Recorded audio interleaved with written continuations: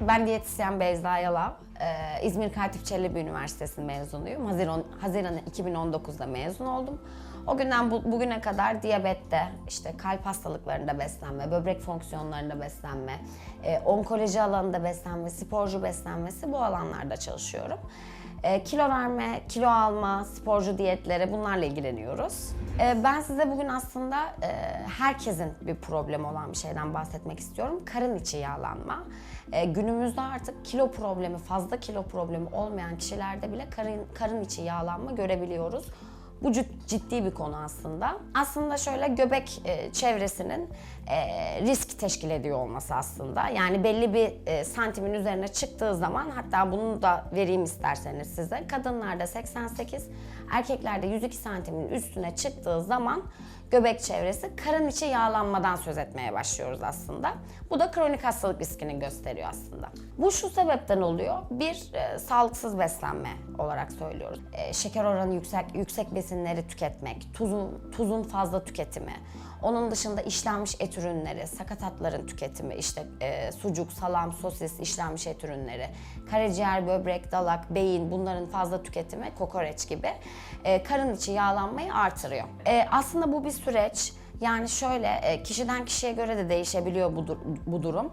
Atıyorum, ailesinde genetik işte kalp hastalığı, kalp damar hastalığı olan bir kişide ya da karaciğer fonksiyonları bozuk olan bir kişide daha hızlı görülebilir, daha genç yaşta görülebilir. Ama genellikle bu bir süreç. Yani kişi 5 ila 10 sene bu şekilde düzensiz beslenirse karın içi yağlanması mutlaka görülür. Yetişkinler için söylüyorum bunu da. Şöyle, karın içi yağlanma aslında iç organ yağlanmasından bahsediyoruz. Yani öncelikle karaciğer yağlanmaya başlıyor, daha sonra diğer organlara yayılabiliyor. Atıyorum, akciğer yağlanması olabilir, böbrek yağlanması olabilir. Karaciğeri etkilediği zaman sirozdan tutun karaciğer yetmezliğine kadar gidebiliyor, bu yağlanma durumu söz konusu olabiliyor. Böbreğe eğer etkilerse böbrek fonksiyonlarında gerileme görülemeye başlıyor ya da damar çevresinde bu yağ birikimi artarsa damar tıkanıklığına sebep olabiliyor. Yani aslında pek çok rahatsızlığa sebep olabiliyor. O yüzden mutlaka bir beslenme uzmanıyla, bir hekimle karın içi yağlanmayı çözmek gerekli. Önemli. İç organ yağlanması pek çok şekilde tespit edilebilir aslında. Zaten kan parametrelerinde eğer kişinin trigliseritleri yüksekse, LDL kolesterolü yüksekse, kötü dediğimiz kolesterol yüksekse zaten karın içi yağlanması mevcuttur. Ama biz diyetisyenler bunu kendi tartımızda da görebiliriz. İşte tartıda karın içi yağlanmanın belli bir oranı var. O oranın üzerine çıktığı zaman, her tartıda bu oran değişiyor bu arada. Oranın üzerine çıktığı zaman biz zaten cihazda onu görüyoruz. Karın içi yağlanmayı tespit ediyoruz. Daha sonraki süreçte tabii ki herkese göre bir beslenme modeli oluşturuyoruz. Yani kişiye özel bir beslenme planı. Burada beslenme planı oluşturulurken özellikle yağ içeriği düşük besinler ve karbonhidrat oranı düşük besinler kullanıyoruz. Karın içi yağlanmayı düşürmek için. Örneğin kişide tansiyon problemi varsa, aynı zamanda karın içi yağlanması mevcutsa, tuzsuz bir diyet, yani tuzdan fakir bir diyet aslında uyguluyoruz kişilere. Daha sonraki süreçte de her hafta kontrol ediyoruz düzenli olarak. Karın içi yağlanması düşüyor mu?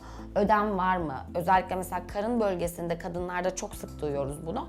İşte karın içi yağlanmam var değil de ödemim var diye söyleniyor aslında bu. Yani bende çok fazla ödem var diye söyleniyor ama yüksek ihtimalle karın içi yağlanma orada söz konusu olan.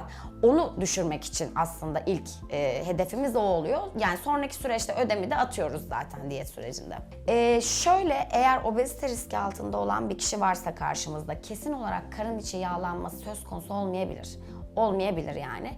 Ya da normal vücut ağırlığında olan bir kişinin karın içi yağlanması olabilir. Yani buradaki tespitimiz kişinin obezite riski altında olması değil, direkt olarak kan parametrelerinde ve kullandığımız cihazlarda görülüyor aslında karın içi yağlanma. Yani uzaktan bakarak birinde karın içi yağlanmanın varlığını yokluğunu tespit edemeyebiliriz. Asıl söz konusu olan öncelikli hedefimiz sağlığımız, bizim için önemli olan. Yani uygun kan parametrelerine, uygun vücut fonksiyonlarına, organ fonksiyonlarına eriştiğimiz zaman her şey süper. Fakat tabii görünüm açısından da özellikle göbek çevresi, karın içi yağlanmayı etkileyen besinler var. Özellikle yağ yakan besinler kategorisi, yağ yakımını tetikleyen besinler diye düzelteyim aslında. Bu besinleri diyette yer verirsek, kullanırsak daha hızlı aslında bu durumdan kurtulmuş oluyoruz. Tabii bu kişiden kişiye göre değişebiliyor. Erkek, kadın olması, cinsiyete göre değişebilir. Yaşa bağlı olarak, çevreye bağlı olarak değişebilir ama Yaklaşık olarak bir kişide karın içi yağlanma düzenli olarak beslenirse 2-3 ayda ben çözülür diye düşünüyorum. Yani en azından sağlıklı bir fonksiyonlara sahip olur. Sonraki süreçte de dümdüz bir karına sahip olabilir. Tabii bu gençken daha mümkün, öyle söyleyeyim. Tabii ki gelen herkes işte 2 ayda 3 ayda hedefine ulaşmak istiyor ya da işte elimizde bir sihirli değnek olsa keşke herkese zayıflatsak, herkese değirsek onu. Ama tabii bu süreçte kişilerin sabırlı olması lazım. Çünkü beslenme sürdürülebilir bir olay. Düzenli olarak yapılması lazım. Beslenme ve spor, hatta ikisinin birlikte götürülmesi lazım. Bunu kişinin hayat standardı, yaşam tarzı haline dönüştürmesi gerekli. Daha sonraki süreçte daha başarılı olacaktır. Eğer bu düşünceyi empoze edebilirse kendine. Şöyle söyleyeyim o zaman, buradan bütün danışanlarıma ve bizi ekrandan izleyen insanlara. Burada önemli olan sürdürülebilir olması, kişinin kararlı olması, yani bunu yapabileceğine inanması her şeyden önce çok önemli ve sonraki süreçte mutlaka bir beslenme uzmanı, bir diyetisyenle ve bir hekimle devam etmesi, yani işin uzmanıyla bu konuyu sürdürmesi. Sonraki süreç zaten çok kolay.